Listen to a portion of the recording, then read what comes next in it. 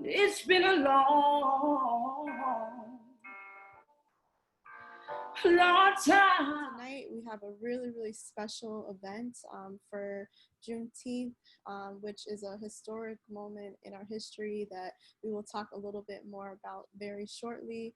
For those of you who are new here, thank you for joining our InnerNet Cyphers. This is an initiative that we started in efforts to bring people together while we are physically distant. We wanted to be able to showcase the arts, showcase the work that we're doing, and to make people feel more at home, even though we aren't physically together. So thank you for being here. We really appreciate you for coming. We are going to be talking about the front lines and what that looks like as an artist, as a healer, an organizer, and helping our communities to get closer together and to learn about what we're going through right now all together.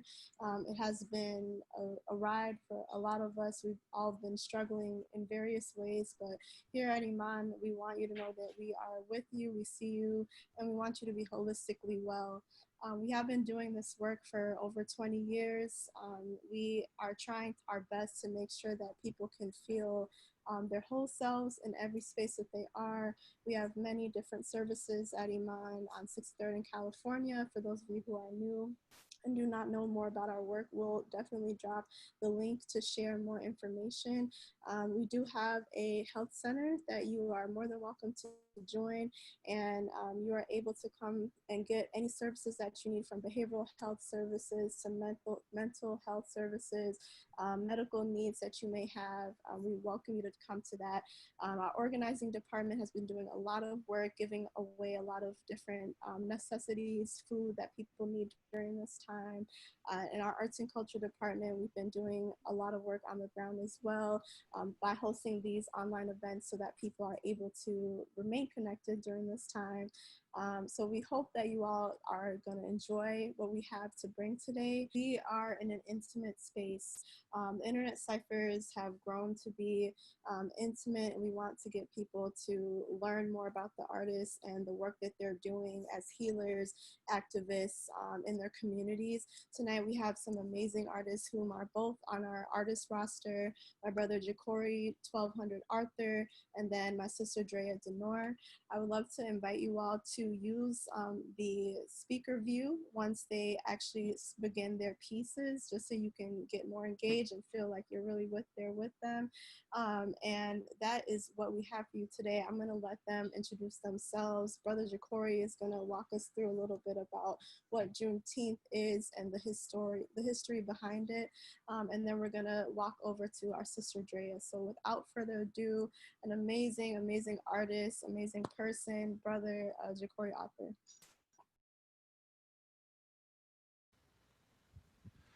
If you can hear me clearly, everyone throw a peace.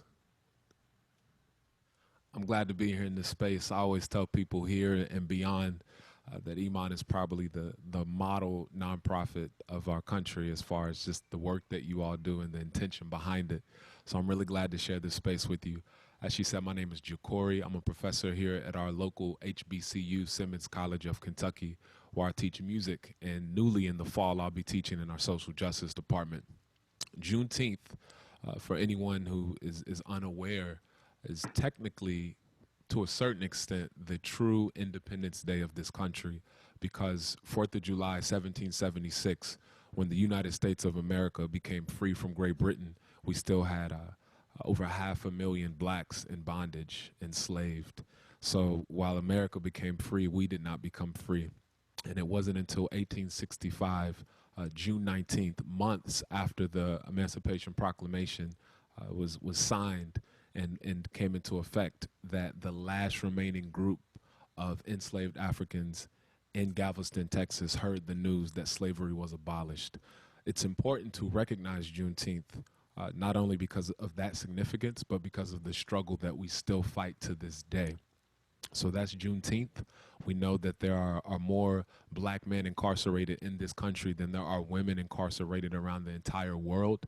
We know that we still have bouts of depression and oppression that exist within our communities, and we're still fighting for that independence and for that freedom.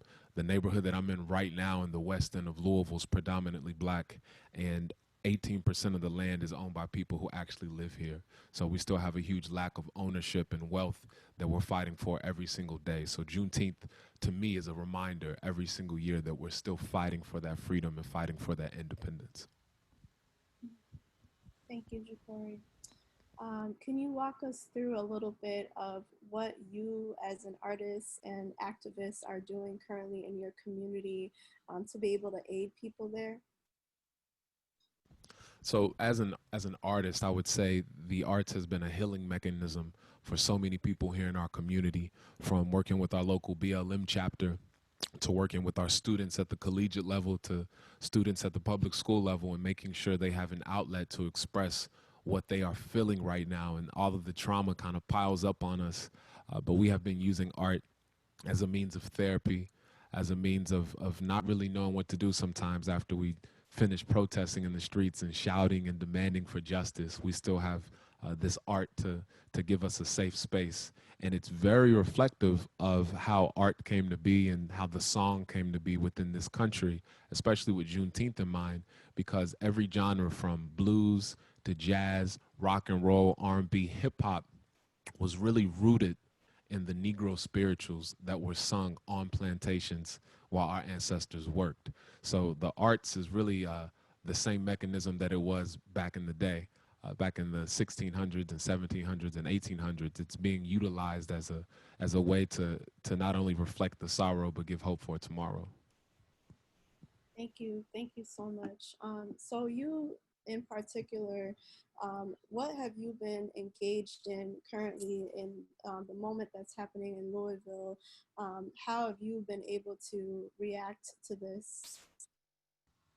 So I've been using my voice as an artist to demand change, not only through protest, but through policy.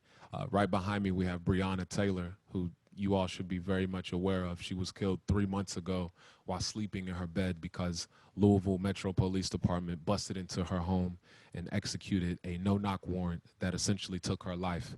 And in Louisville, and in many cases, the no-knock warrant was created to save evidence, but it doesn't save lives. And Breonna Taylor is evident of that.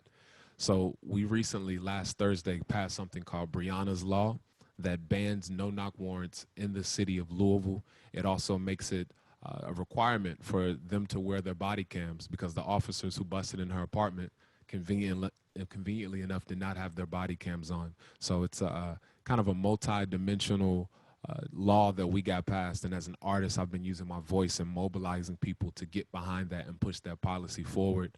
We put in call after email after tweet after text to our council folks to make sure that they pass this law. And furthermore, I'm also running for Metro Council so that instead of just supporting laws, I can eventually write laws. So that's what I've been doing as an artist and as a teacher here in Louisville.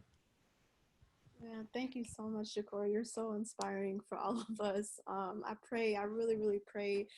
No, you're gonna win, and I pray that things go well for you. We would love to hear from you. You know, you blessed us with the InnerNet Cypher performance recently in the last couple of months. So if you could please share a song with us now that has been offering you some inspiration, that has been lifting you up, for all of us to share in that moment of joy. So please share what you have. Thank you. So this song is actually something I've performed before on the InnerNet Cyphers, but it was stripped down and I was using a marimba. But now you're going to hear the instrumentation behind it, and you'll have different drums and produced elements. But one of the most important elements is this sample of an orchestra playing throughout, and that sample is the Second Symphony by a brother named William Grant Still. He was the first black man to have his music played by a professional symphony orchestra, to conduct one, and to have his music televised. And that symphony is really just rooted in the fact that we are still in large parts of this country not accepted. And this song specifically is about a story of mass incarceration taking over someone's life. It's called Decades. Thank you.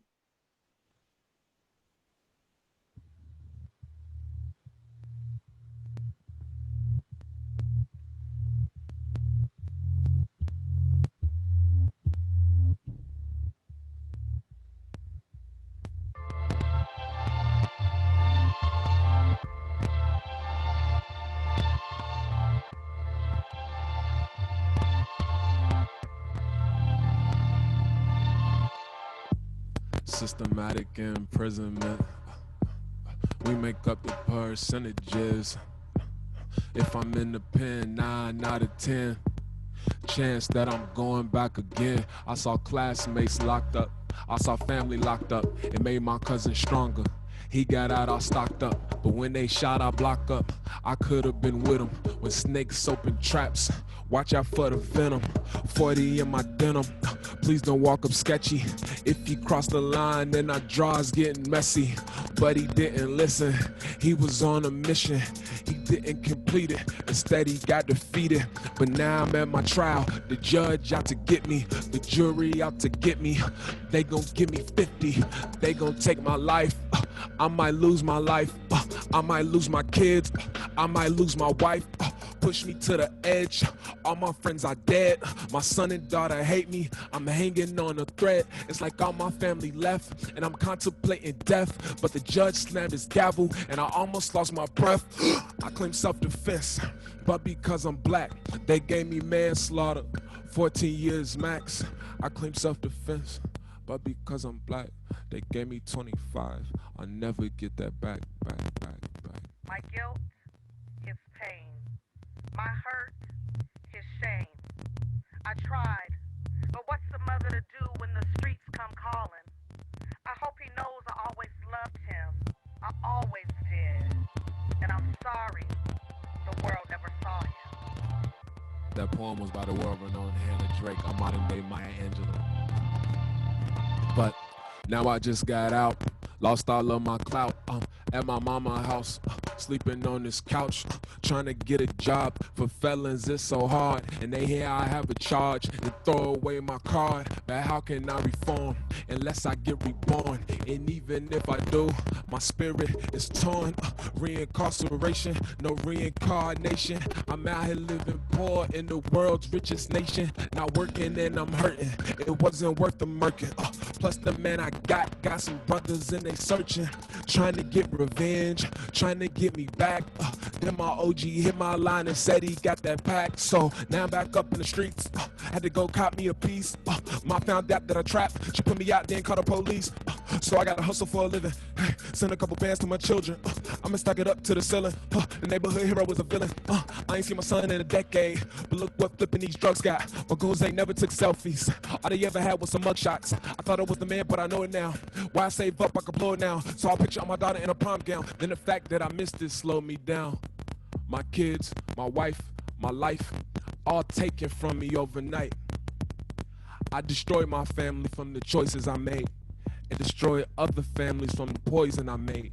But systematic racism, just because I'm black, they caught me, now I'm here forever. That's why it's the trap. Permanently broken, government won't help. Living in this hell, singing to myself. I had the world in my hands. All them struggles turned a little boy into a man. The system gave me years, but I lost track. I lost parts of me that I will never get back. I lost parts of me that I will never get back. I lost parts of me that I will never get back. I lost parts of me that I will never get back. I lost parts. 1980s left our people broken. That's when Ronald Reagan left the cooking. They gambled with our lives, we was tokens. Either you can sell it or you smoke it. I promise you ain't gotta feel hopeless.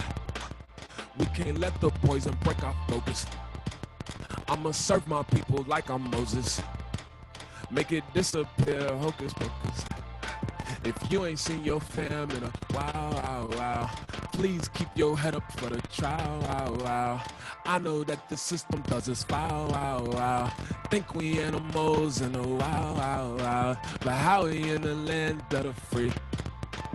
How we in the home of the brave? When they still treat us like slaves. Free all my family serving decades. If you got somebody serving right now, I just want you to type their first name in the chat. Free my family serving decades. Free all my family serving decades.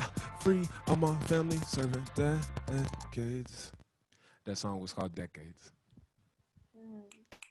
I know everybody's snapping right now, so this is a collective snap on my end. Thank you so much, Jecorey. Wow.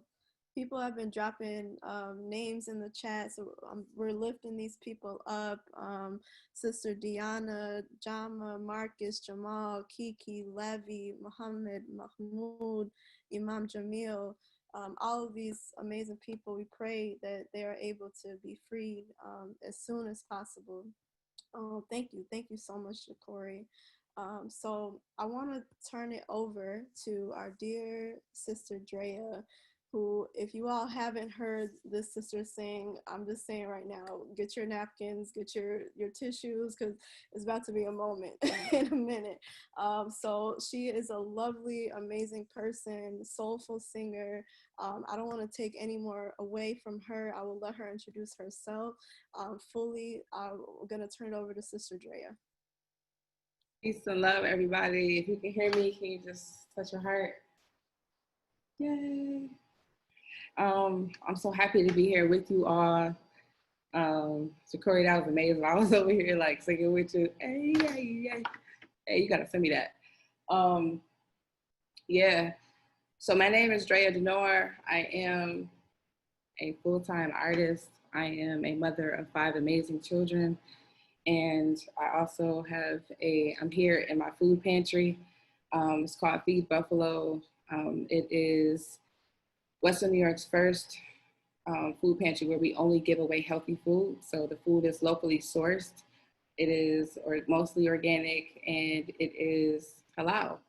And we also grow herbs and give herbs away. We give away natural juices to the community. So part of my passion is to offer healing to hurting people, specifically Black and brown people. And I can offer healing through my art and also now through food and herbs. Yeah, it's like my intro. Thank you so much, Drea.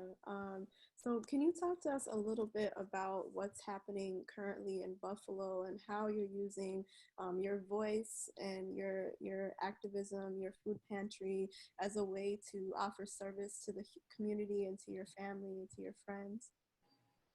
Yeah, in Buffalo, we have a lot of frontliners. I think it sounds like Jecorey is one of those people, like a frontliner. I don't consider myself one of those people,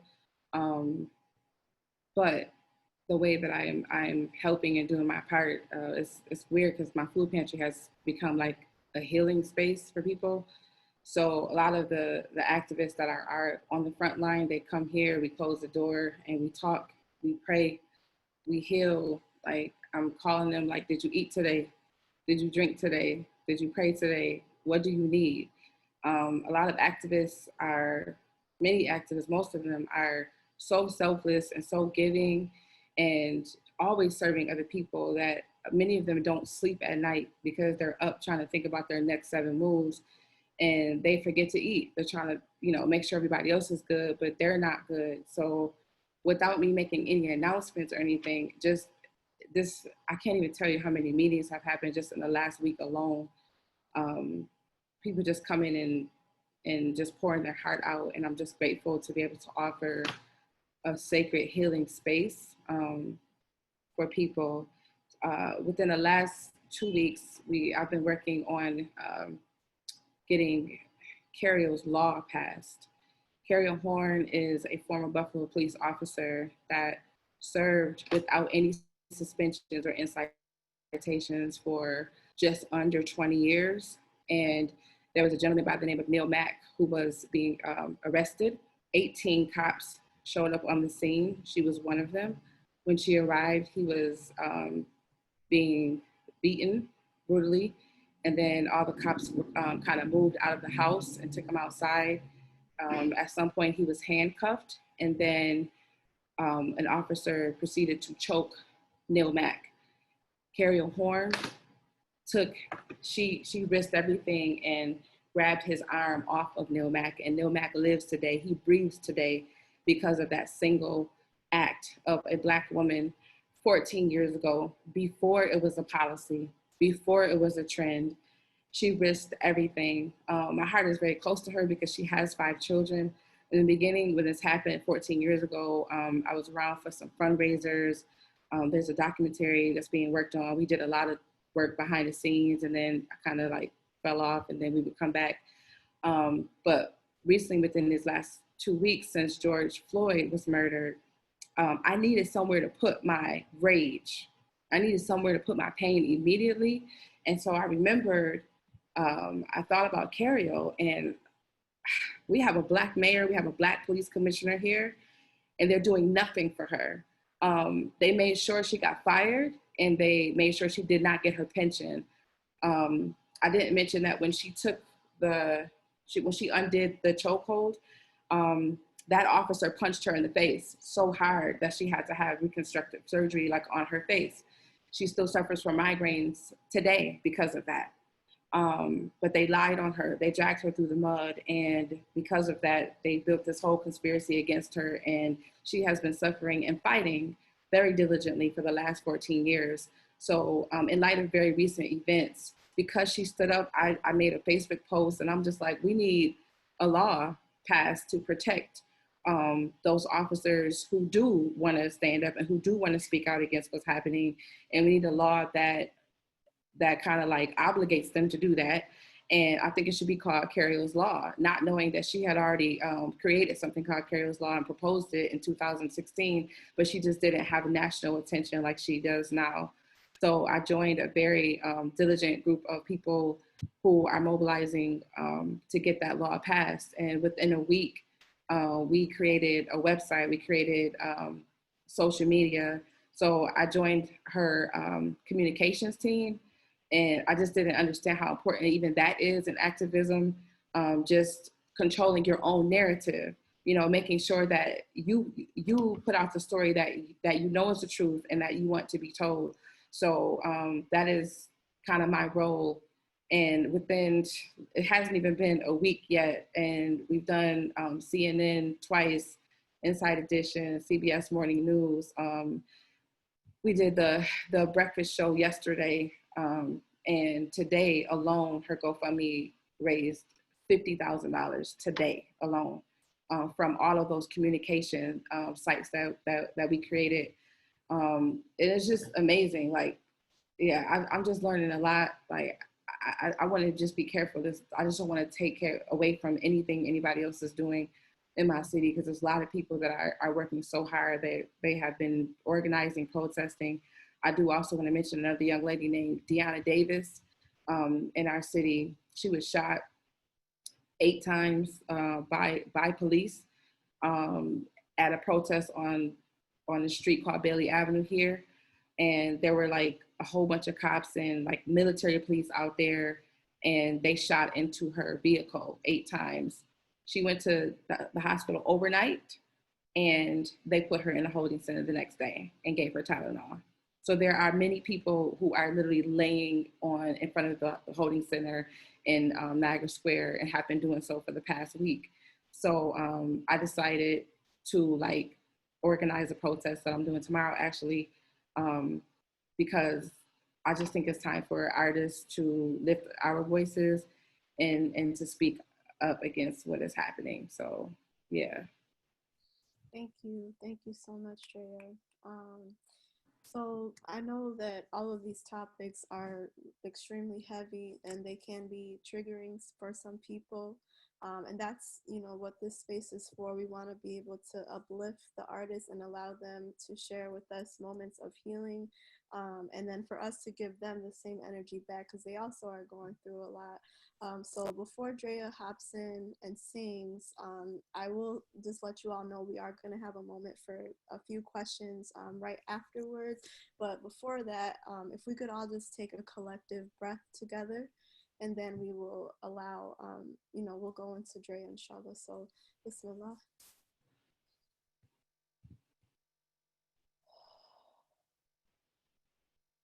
One more.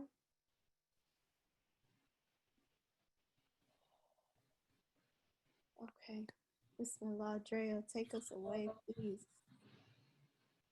Can you guys just wave if you can hear this keyboard? Thank you. Shout out to some of my people. Shout out Donna, I see you. I love you. Thank you for tuning in. My friend Verona, all the way from St. Croix. I love you. Thank you for tuning in. I see my friend Keith in New York City. Thank you so much for tuning in. Yeah, and everybody else. I have to shout y'all. All right. I want to sing A Change Gonna Come.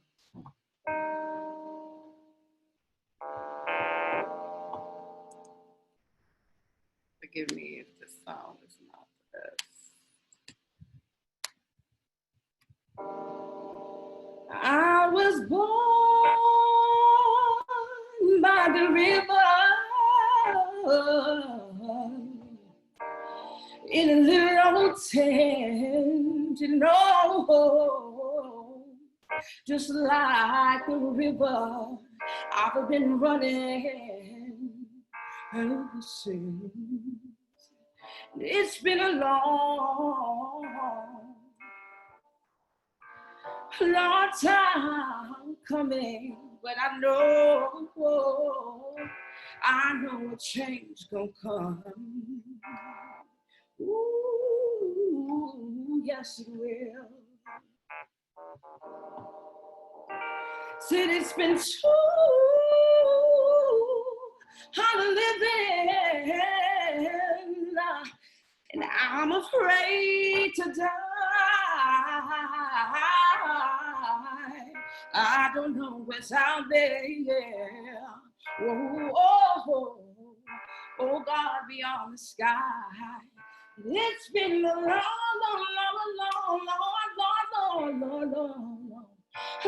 time coming, but I know, change gonna come. Oh, yes it will.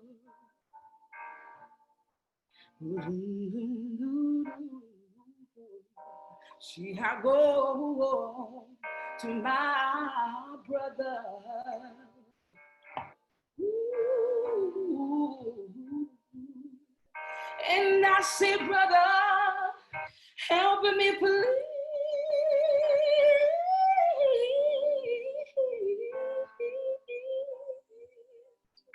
And he winds up and knocking me down.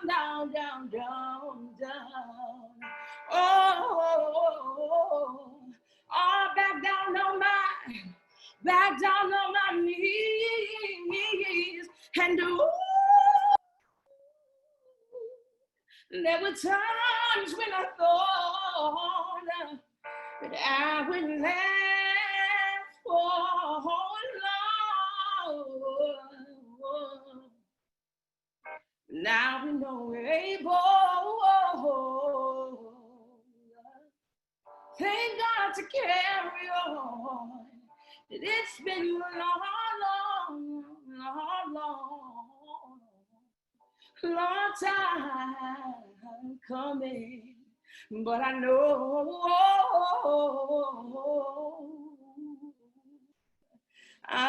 a change is gonna come.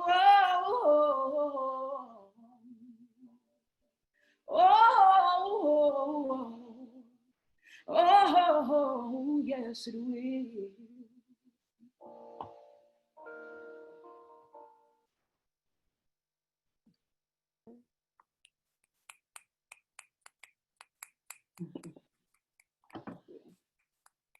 Thank you so much, Drea. I don't know if you can see the chat, but people are dropping a lot of beautiful love for you. People are saying they got chills. It's the second you started singing. Amazing. Mashallah, may Allah protect you.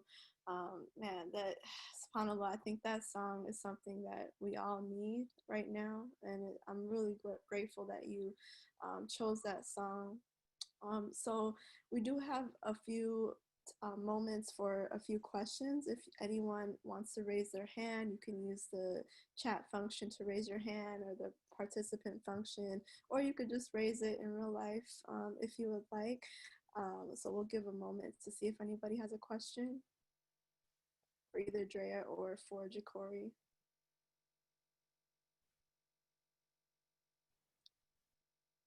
Okay, I don't see any hand raised, but we do have with us Mansour Sabri, who is our director for IMAN Atlanta, and I know he wants to share a bit, so I'm going to unmute him. Assalamu alaikum, Mansour. Walaikum salam. And peace and blessings to everyone on the call. I was trying to unmute myself and was like, oh no, I hope that's not on my end, but thank you, Binta.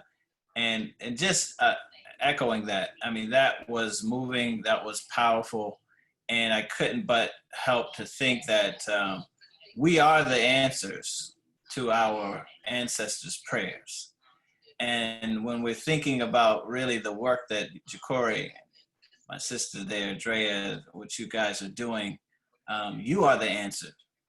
You are the answer to the 400 years of prayers for recognizing who we are as a people and recognizing this day when we're talking about Juneteenth and celebration, the Jubilee of who we are and what God has put us through to be these warriors and sister warriors in this moment in time in the year 2020. As we see the devil pop his head up again and again, it is us on the front line that has to do the job of putting him back under the ground. And so when we do that, and when we stand on those shoulders, then we become the pillars on the earth for the future, our children, our children's children, to look back at us and say, these are the ones that we are honoring today. So I pray for you both. I pray for everyone who's here on this call. This is a beautiful way to bring in on the eve of Juneteenth, as I think more and more will celebrate because of the circumstances that are arising today in our day and time, and acknowledging that this is not only a celebration or a holiday for just Black people in America, but this is a global celebration as we see the triumph of who we are as a human race when we overcome the harm, when we overcome the injustice, when we overcome the levels of fear of one another. God blesses us. God takes us into a whole new space of being brothers and sisters of each other. It is our humanity that's important. And so you all continue to remind us of that, and everyone here present. So just a blessing to tune in from Atlanta. And we're sharing that message. This Saturday, we'll be hosting a special rally. And that rally is going to be all about, it's going to be a drive-in rally. So it's going to be super unique to the hour and the time, but we're going to be really having this Jubilee, this time of remembering who we are, and Juneteenth here in Atlanta. And we welcome you all to tune in for that when we post it live, inshallah. So greetings of peace. Assalamu alaikum. Thank you, Binta. Walaikum salam. Thank you so much, Mansour. We do have other IMAN staff on as well, so I wanted to shout them out. Thank you all for being here with us, your tireless efforts and hours of work that you have been putting in. We do this for you all. We do this for the community, so thank you. I'm going to turn it over to Rami Nashashibi, and let me unmute him. Okay, Assalamu alaikum, peace and blessings, everyone. I just wanted to, start by once again saying how profoundly, humbled I always am and just grateful whenever I'm in the presence, virtually or, in physical space with the likes of Jecorey and Drea, two human beings I have profound amount of love for, and for all of you who are here today. I just want to say something, as we think about what each of these extraordinary human beings, I hope it was not lost on anyone how profound it is to think about these two artists, these human beings, these healers, what they're in the thick of right now. And, look, Jecorey is from, in many ways, what now should be seen as part of the Mecca of America, right? And he's there because, let me share something that just happened not long ago. Some of you know my people come from that ancient biblical Holy Land, a place that obviously I love just even thinking about, right? And recently I was there in Jerusalem, in Bethlehem, and among the people that I was able to bring back was the eldest daughter of Muhammad Ali Clyde, right? As the Arabs call him, Muhammad Ali Clyde. They always use that last name. And what was so extraordinary is, if anyone knows May May, as she's known, Maryam Ali, she's an extraordinarily beautiful, she has, among all the children of Muhammad Ali, probably the most beautiful, analogous personality, loving, warm, no ego. I mean, this is just an extraordinary, beautiful person. And she's very humble, so she doesn't necessarily like to put herself out there. But I said, and we went on Hajj together. That's how we met each other. And we locked in. And I said, Mariam, I said, listen, you're among the Palestinians, man. These people have been oppressed, beat down, military occupation. I'm walking with her on refugee camps. They love your father. Your father, as you know, Muhammad Ali was not just a boxer, was not just an athlete. Muhammad Ali was a human being fighting for the spiritual and human liberation of all oppressed people. And they need to know that who you are. So can I shout you out when we're in cabs or just in the refuge? She said, of course. And you should just see little kids and fathers and grandmothers, Muhammad Ali, they grabbing her, kissing her, hugging her, giving her gifts, taking pictures with her. Because see, those Palestinian refugees didn't need a critical race theory class to understand one thing that is critical to Juneteenth. Palestinian refugees, oppressed people across the globe, through people like Muhammad Ali, through the Malcolms of the world, the Imam Muhammads of the world, the Ida B. Wells of the world, the Harriet Tubmans of the world. They understand one thing. When Black people are free, all oppressed people across the globe are free. So Juneteenth is a global celebration of all oppressed people across the globe. And this is a moment for us because it has never been clearer that reality, that Palestinian refugee in Bethlehem understood when he threw his arms around Maryam Ali, again, with no critical race theory class, no, African-American history degree from Cornell or Harvard, but just with a basic human understanding. We all now realize that, everyone, because of what's happened in the last 2-3 weeks of all the bodies that have been put on the line. And it has taken over the last many years, from Laquan McDonald to Breonna Taylor to George Floyd, all young Black and brown and white kids all over that are standing up. But it took the healers of the world, the Drea Denors, the Jecoreys, that have channeled that activism into healing, into legislation. To God willing, Jecorey will just, as a nonprofit, obviously we can only celebrate his candidacy because his candidacy goes way beyond the politics of partisanship. It's not about a Democratic thing or Republican thing. It's about the politics of human liberation.